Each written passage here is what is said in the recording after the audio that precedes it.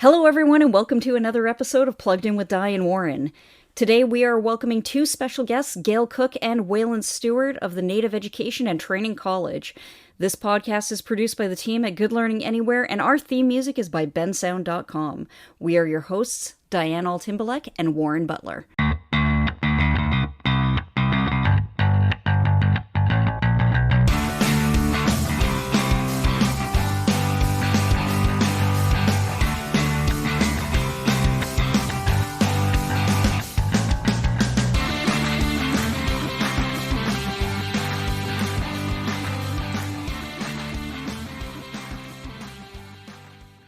Hi, Warren. How are you doing? I'm good, Di. How are you? How's your week going? It's going well, actually. So we're recording this on a Tuesday, so I'm still flying from how awesome my weekend was. It was great to have some nice weather, get outside, spend time with the kids, and yeah, I'm kind of looking forward to getting through this week and doing it all again this weekend. Oh, very good. Is it black fly season yet for you? Yeah. Our mosquitoes have actually been pretty low lately, which is great, but the black flies are definitely irritating for us. It'll be fun this weekend, though. Father's Day weekend is coming up. My in-laws are actually going to come into town. We're hoping that the weather holds out for us so we can have a nice barbecue with my dad over. And, fingers crossed the mosquitoes don't decide they're going to make a big, huge appearance and crash our party. It does happen from time to time. You have big Father's Day plans this weekend? You know what? I don't. It was kind of funny. My mom was actually texting me last weekend that just passed, wishing me a happy Father's Day. So she was a week early. I didn't have the heart to tell her, but she eventually caught on. June's just such a huge month. I don't know how it is in your area, but we've got a lot of Pride events in Thunder Bay. We have a really, really cool, tight-knit LGBTQ2IA plus community, and there's lots going on for that. It's also Indigenous History Month, so we're going to have a lot of different events and so forth coming up with that as well. Especially on the 21st, because that's the actual National Indigenous Peoples Day, and that's when we actually see a lot of events going on in different parts of the city. So that's all super exciting. And yeah, June is a packed month for us when you start adding in Father's Day and everything. So Yeah, no, absolutely. Yeah, my birthday's in June, so we've had that. Father's Day, it's Pride Month, and so yeah, it's a busy month. And I'm in Toronto, so there's a lot of activity this month, and especially as things are opening up, there's more concerts going on. People are out downtown. They're down at the lake on the boardwalk. It's just a good energy out there right now, which is really nice. mhm. Warm weather and sunshine definitely help that. And then we've got all of these great events happening. It's awesome. It's awesome seeing people kind of get out and be normal again. Yeah, you see a lot of people more smiling. That's one thing I've taken notice of. You see a lot of people just smiling a bit more, which is nice. Yeah, it's great. Yeah. So I don't know about you, but I am really, really excited for our guests today. So we knew that we were going to be speaking with Gail Cook from NETC, that's the Native Education and Training College. And we got a bonus guest today. Waylon Stewart is also joining us. So hello, Gail and Waylon. Hi, Diana Warren.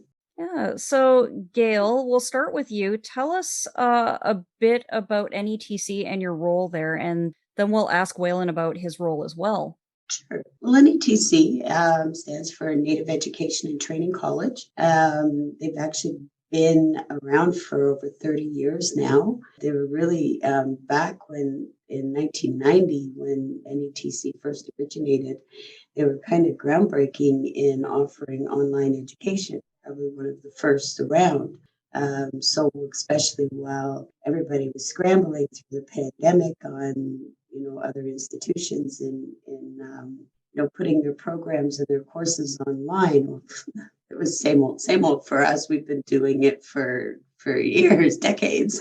That's the same with Good Learning Anywhere. Like, Yeah. we're 20 years old this year, and we have always been an online program. And Like that same thing with us. Like we saw a little bit of a shift in our clientele, but our program stayed pretty much the same. Our process stayed pretty much the same. And Yeah. we're pretty proud of ourselves for actually having the strength to sort of endure it. Like it sounds like you guys did too. Yeah, it was I think a lot of opportunities, some, other supports. I mean, I think the pandemic affected us all in one way or another, but I think we survived it pretty well because we already had that strength and experience behind us, and going forward. And actually it kind of think gave us a new vision and seeing what some additional challenges were out there, that we've been working on improving, always, updating and improving. So I've actually been working in primarily post-secondary education for the last 15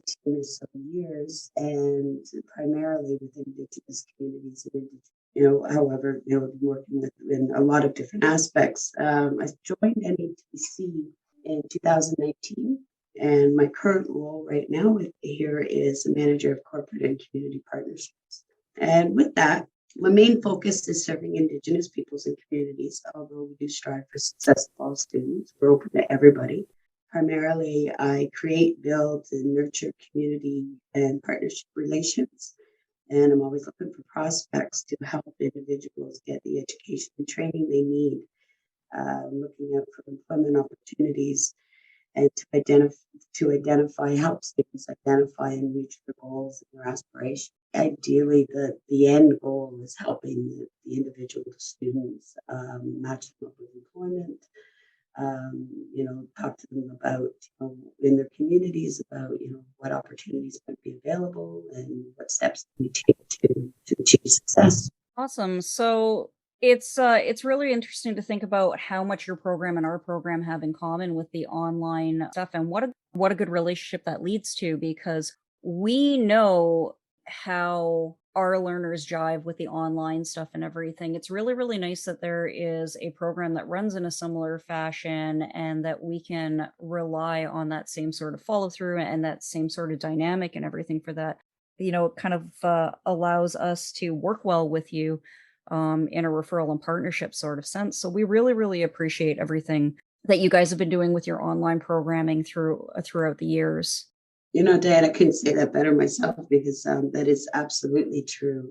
I actually started working with GLA in a partnership aspect years ago, probably back when I first started with education. So I'm really well versed with the wonderful things that GLA does. And when I transitioned to NETC, in my brain, it was just a natural connection, right, to continue and nurture and it's proven well. We've worked on some partnerships together. We've worked on, it's DLA is a wonderful resource for our students. If ever they're lacking for whatever skill sets they need, whether it be post-sec readiness, whether it be employment readiness, or maybe some academic upgrading. There's so many different components and different wonderful offerings that GLA does that ties in nicely because everybody's individual, everybody's got different needs, strengths, weaknesses, and GLA is my first go-to, right, to help our students. Oh, we really, really appreciate that. So I'm just going to shift over here. I'd like to introduce Waylon Stewart. Waylon, tell us a bit about your role at NETC. Sure. Hey, Diane. Hey, Warren. Thanks for having us here today. My name is Waylon Stewart. I am the current campus director at NETC. So that entails a lot. To sum it up, day to day, I oversee the operations of the college's facilities, related services, including admissions, student and program management, and academic compliance as well. Every day, my objective is just to assist our faculty, staff, and provide quality infrastructure that meets the needs of our students, alumni, as well as our community partners and stakeholders. Awesome. Awesome. So this is a question for both of you or either of you. What do you feel makes NETC unique? Well, I guess I'm sure I'll take that. We'll start with it. I'm sure maybe Will might have something to add to it. One thing that I think sets us aside from any other institutions is our academic freedom. unlike any other institution.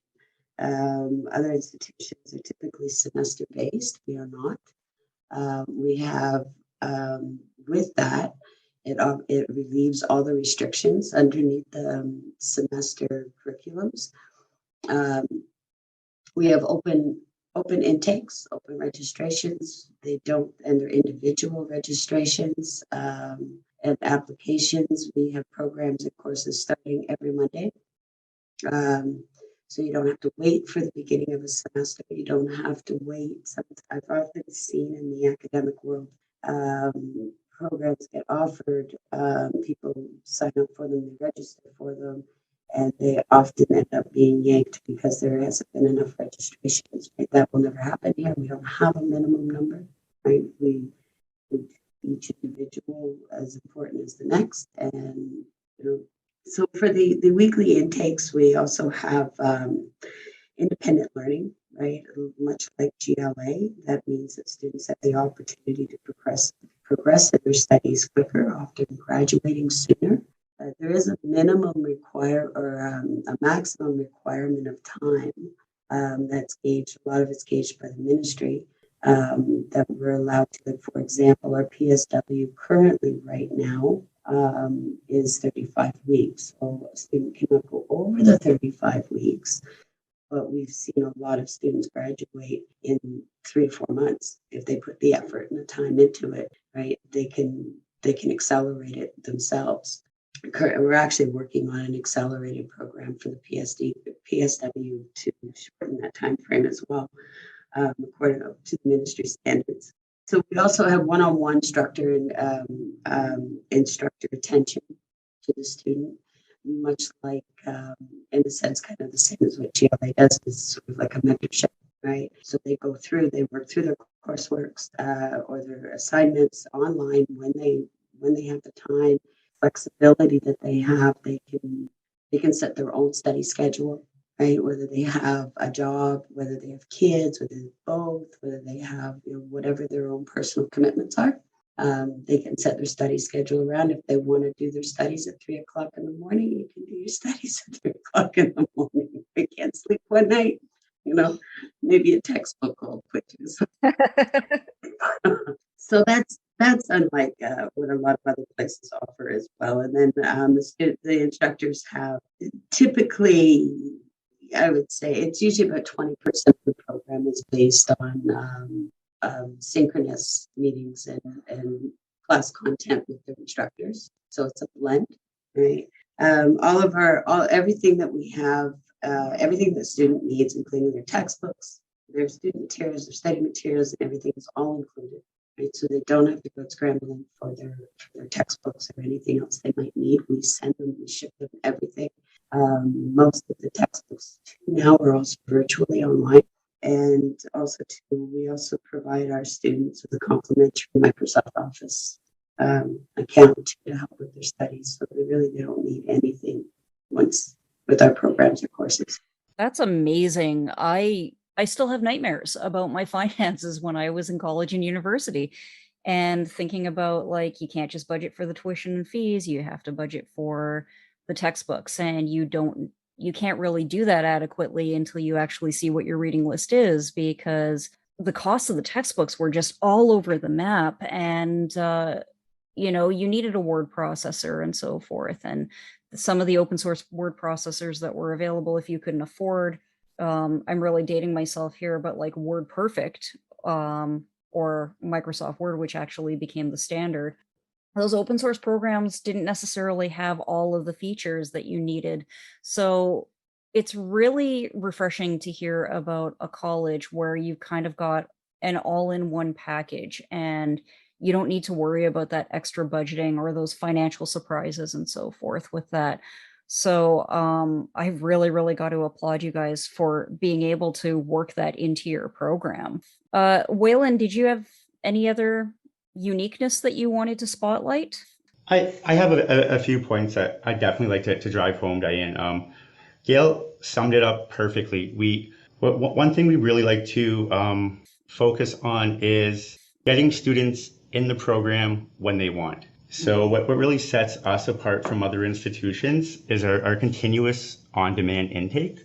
So as Gail mentioned, we do intake every Monday.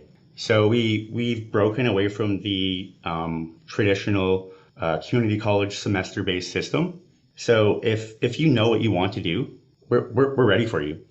There's no waiting, and our programs focus on the workplace skills that employers need. They're condensed, which allows you to graduate faster, and they enable you to get to work sooner. Awesome. Our next question was actually going to be tell us a little bit about the programs that you run and who could benefit from applying to NETC. So, that seems like a really, really good point to jump off of there, Waylon. So, Gail, Waylon, tell us about those programs. Well, we'll probably go in the same format. I'll start off, and then Whaley can add on it too. We offer wide range of education and training, from certificate to diploma programs. We offer continuing education courses, workshops, professional development courses and workshops. The workshops can be done. Now, pre-pandemic, we were having them monthly here on campus. We're looking at doing some virtual ones, but they can also be taken independently as well, provided as independent training online. As I mentioned before, our courses and diplomas they're a blend of asynchronous and synchronous. Anyone looking to learn a new career or upskill their current knowledge to keep up with ever-evolving workforce, to get an upper hand in the competitive market at any time. And again, that suits well with the flexibility delivery of our programs, and our content suits well for a working individual, somebody that needs or wants that promotion, or for whatever reason, right? They looked at everything's evolving. So I don't know where else I'm going to go with that. I'm going to let Waylon take it. Might be a good time to throw it to Waylon. Well, we offer many different programs. We primarily focus on business, health, human service, and technology programs. A lot of our programs are actually First Nation specific, so they prepare students to work jobs that you won't find anywhere else other than First Nation communities. And I think that really sets us apart as well. Do you have anything else to add about our programs, Gail? Or? Yeah, basically, like we try to keep up to speed with what's going on in the need in the market force, in the workforce, right? And what I mean, like I mentioned, I referenced PSW earlier, because like that was crazy even pre-pandemic. And there's such a huge workforce. I pulled up some stats yesterday, and almost on a daily basis, we're looking at like in the tens of thousands of job postings for PSWs just in Ontario alone, like still every day. So we try to keep up to speed with what's going on and what the demand is. And what we do is we can offer on demand, as Waylon said, we offer, on-demand education and training to meet those demands, right? Instead of having to wait for cohorts to start or for the beginning of the semester. I just have a question. Maybe it's just on eligibility for these programs. What are some of the general requirements for someone to apply for these programs? Is it age-based, or what does that look like?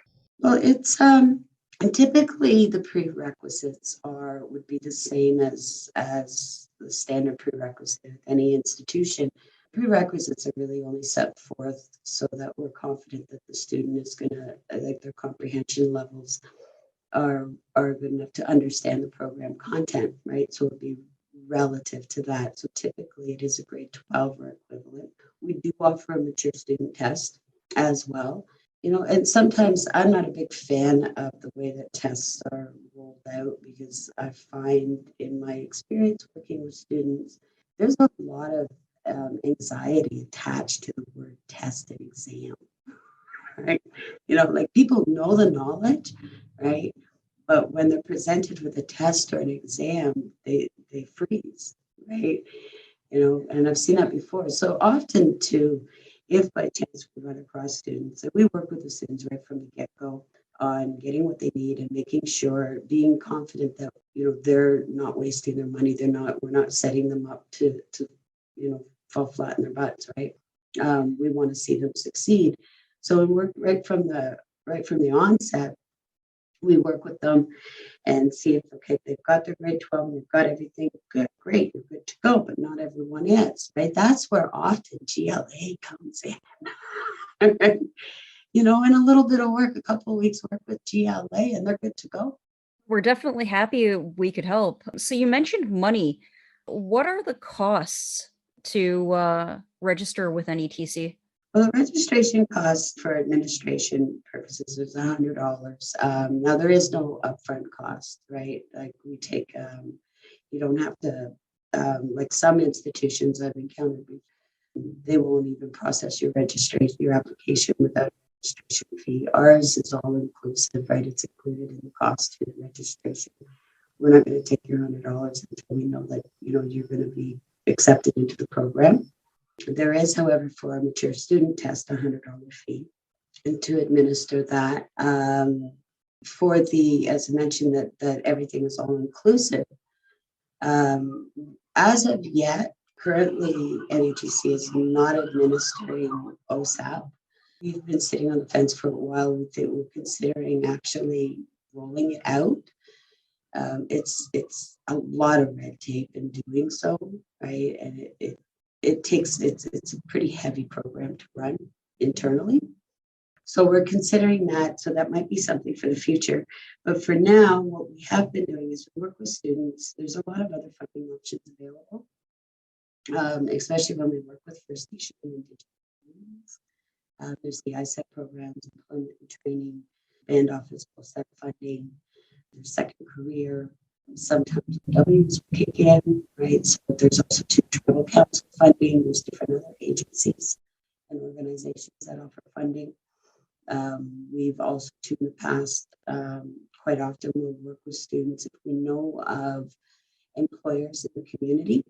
We'll work and match them up with that employer, right? So that the employer can tap into the Canada Ontario Job Grant, right? And hiring them. We've got quite a few employer partnerships going on. They reach out to us when they need somebody. We match them up with a student, and they sponsor the student, and they get reimbursed through this grant program. So there are a lot of different tools that we use to help students with the funding, right? It depends on, I guess, the individual, right, and the circumstances. And if all else fails, we do offer an interest-free, reasonable payment that's interest-free for up to 2 years. Wow. Another point for uniqueness for you guys. That's something that you don't see in, your average colleges. Yeah, you can definitely see there's a theme, right, in terms of your program being very learner centered, and it just even starts with how the program's set up with ongoing registrations and not being semestered. And as we've been talking so far this morning, and I'm listening, I'm writing notes, and it just seems to be a very familiar message. And there's a lot of people that are upskilling and maybe changing careers and things like that, but maybe that traditional mainstream school system that they went through didn't really work for them. But from what I'm hearing from your program is that you guys seem to be a little bit more adaptable, a little bit more focused on the learner and what they need, and just finding any way that you can to get them through the program seamlessly and into the workforce working, and just trying to take away a lot of that stress and anxiety, as you mentioned about test taking and things like that, right? Having strategies in place to make people feel comfortable, which is super important. I think that's what's needed. Too often students are, kind of herded through programs and, kind of left on their own. And giving them the one-on-one attention, and it's needed. Everybody's different. Everybody learns differently. And that's another thing that our programs offer and it accommodates is the different learning styles. They're not buckled into a classroom of 20, 30 people with all, 6, 10 different learning styles within the classroom, right? It's on a one-on-one individual basis, and everybody's got different needs and different aspirations and different personal commitments. And that's what we try to do, is work around so that everybody finds success. We can really appreciate that recognition and that support and so forth. Do you have any sort of formal supports for people with special needs? Not formally. We do, as they come up, we deal with them as a individual basis. As they come up, we address them. We haven't had any that we haven't been able to overcome. The more, I guess, the more typical one that we would get is text to speech. Hmm. People with reading disabilities or sight disabilities. All of our platforms accommodate that, right? They all offer those the text to speech. I think periodically we've had, Waylon, you might be able to help me on this one. I think periodically we've had people with maybe some issues on looking at screens for a while. And haven't we sent them some filters or something like that in the past? We have, I don't want to say been those types of individuals in our programs. Working on accessibility is a goal that we're pressing towards. We do have a lot of work to do. However, in the case that we need to accommodate a student with diverse needs, we are prepared to do that with our current faculty and staff. So it's just something we deal with on a case by case basis. However, we got some work to do. So we're always continuously improving what we're doing and how we do it. We don't have, I don't think we have like an absolute set structure or policy per se in place. But I don't think we've had a student that I'm aware of that we haven't been able to accommodate, right? We always encourage right from the get-go, because it is online, we encourage communication between us and the faculty and students, to try and grab any future frustrations before they start to brew and build and grow, and discouragement and things like that. So we try to nip them right at the bud, and we encourage right from the get-go. We remind them that it is online. We don't know that you're sitting there struggling. You got to let us know, right? And if there's anything you're not understanding, or you need help with something, or if there's some advice we can help you with, you have to let us know, right? Gail, you don't have like a crystal ball or anything? You can't read into the future? I need some Lotto 649 numbers. Right. Wow. Do you two have any success stories to share with us? Is there like a standout sort of example in your mind that kind of gives you those warm fuzzies that makes you think like, wow, what we do here is awesome? We've got quite a few of them, actually. There's one, when you say the one that stands out, there's one in particular that stands out. She was taking the HR, I think it was the HR management, and she was having a tough time. She had to leave work to take it. She was taking the program for a job promotion, but she couldn't do both. Her funding was, they covered her program costs only, right? Where a lot of different fundings were also helping with cost of living. So she didn't really have anything. Another thing we help our students with is student awards, right? So bursaries, scholarships, and grants. We try to keep up to speed with what's going on in that, in that world, and we relay everything we know in different tools, tricks, and tips on how to, on how to tackle that. We know that there's typically over $16 million a year that goes unused in that market because pretty much lack of application. So this one particular HR management student, I guess it was about 2 years ago, she's called, and she chatted, and I became really fond of her. We chatted so much, so I shared some of these student award things with her, and she did it, and she followed. Within the first month of her program starting, actually before her program even started, she got, I think it was $1,500, and she was ecstatic. She had to call me about it. I love hearing these stories. Within the first month of her program starting, she called me back, and she had $20,000, right, from these student awards, right? 3 months into her program, she had $30,000, right? Because she kept doing it. And it was really what we've compiled is kind of a method in approaching these student award applications that only takes about half a day a month, right? So she was doing this, and she was just through the roof ecstatic. And she graduated last year, and she got her job promotion, and she's a super happy camper. She's doing great. That's amazing. I love those stories. Yeah, it's really rewarding. I love hearing those too. And we love hearing from the students, because we don't get to see them face to face. So when they call us, even just to let us know how they're doing or just to say hi, it really makes our day. Awesome. Waylon, do you have one? I can't think of anything specifically that I'd like to share, Diane, but I think it's important to note that a lot of our students they're working adults with families. So to hold down a full-time job, to ultimately support your family and your loved ones while attending post-secondary, while attending college, right? It's a big challenge to overcome, balancing your work, school, and your family life. And at the end of the day, you're so determined to do what you want to do. And to see these students get through the program, in my opinion, is success. So it's something we see on a weekly basis, just adults overcoming challenges of just life in general to attain their academic goals is success. Yeah, that's bang on, Will.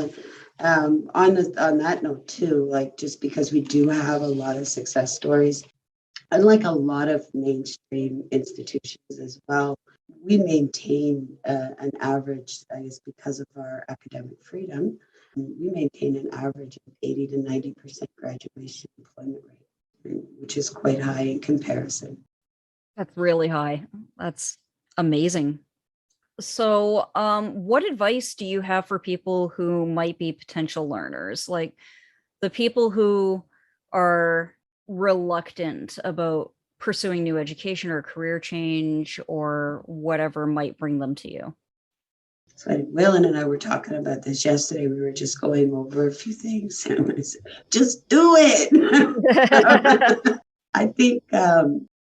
I think people would be surprised at the outcomes if they just take the first step. That they're not alone, right? Even though I think there's a misconception with online learning. They think that they are alone, and they're not. Right? They have a huge support team rooting for them, and trying to take out all the bumps and just take the first step, even if it's something you're just considering. Again, communication. Call us, email us, go on our website, we're on Facebook. Just reach out, right? Take that first step to reach out. At least start the conversation, start the discussion. We ask a lot of questions, find out what their needs are, right? What the individual situation, what's your needs, what's your goals, what's your aspirations. Even a lot of times people don't even know what they want to do. They just know they want to do something. They're sick of the same old. And we'll reach out, let's find out, what are your skills? What are your strengths? What are your passions? What do you want to do? Nothing changes if nothing changes, right? So just take that first step and reach out. Like, another thing that I've always used GLA for too, another great tool is, we do not everybody, people are not alone thinking that, I want to do something, but I don't know what I want to do. Be surprised how many people are like that. And that's another thing, is that the vast variety of different content that GLA has. And it's like, well, try this, see if you like this. If you don't know, well, I'm sure it was free, didn't waste anything. Okay, try this one then, maybe. And eventually, typically, I had it more than 9 out of 10 times, people hit something and they say, wow, I'd like to know more about that. This is what I want to do. Well, let's get you into a more extensive program for that then, right?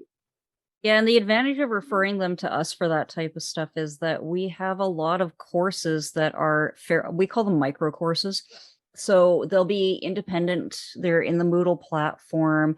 We have a variety of different topics. A lot of them are special interest and so forth. So that they're that perfect little taste into a new career or skill and so forth. There's a couple of them that we're really, really proud of, and they're free of charge. So it's very, very little time to sort of explore this new topic. Sometimes we have courses we can bridge people into, and sometimes we rely on partnerships such as the ones that we have with you and other organizations and so forth, where we can be like, oh, you're really interested in this. X, Y, and Z organization have, something that's a little bit more next level. You may want to explore it and so forth. Say somebody takes our office administration essential skills and they're like, you know what? I think that I would feel really at home in an office.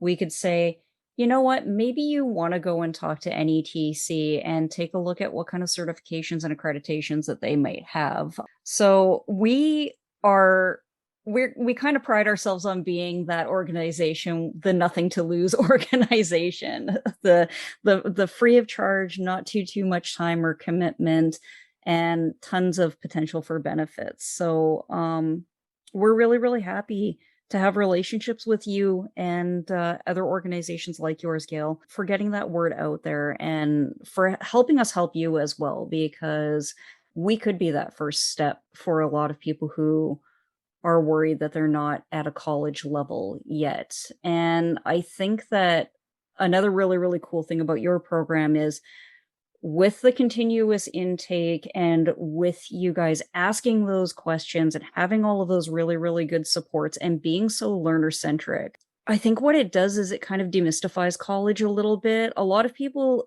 assume they're not at a college level, and they really are, because they kind of misunderstand what the college level is.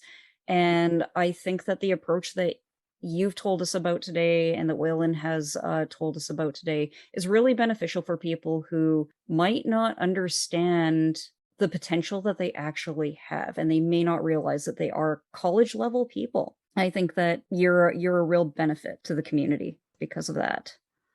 Thank you, Diane. I think you've nailed it too. A lot of people, for whatever reasons, a lot of people, their self-confidence or self-esteem has been shot down for whatever reasons too. And thinking, and then also too thinking along the lines of what we've been conditioned to think post-secondary education is. Mm-hmm. And we're a little bit outside of that box. Yes, we still have administrative report to, and we still have, but we try to work within those confines, as much as we can for the student and the student success.